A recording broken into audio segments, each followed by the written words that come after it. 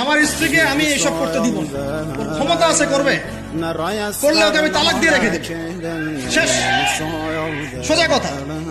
ও আমরা এইভাবেই কথা বলি বাসায়, এক কথায় চলবে, এক কথা উঠবে, এক কথায় বসবে, দ্বিতীয় কথা যেন বলতে না হয়। একদিন একটা ইস্যু নিয়ে মানে ঝগড়া তুল কলাম হয়ে গেল, আমি রাগ কন্ট্রোল করতে পারলাম না।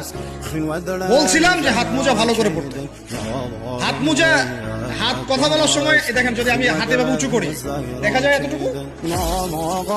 আমি বাসায় গিয়ে বলছিলাম যে হাত মোজা খুব ভালো করে এই পর্যন্ত, এইটুক নিয়ে মনে হয় আমি 10 মিনিট ছাড়িয়ে দিয়েছি, মানে বকা দিচ্ছি, একদম মাথা নিচু করে শুনছে, একটা কথা বলা।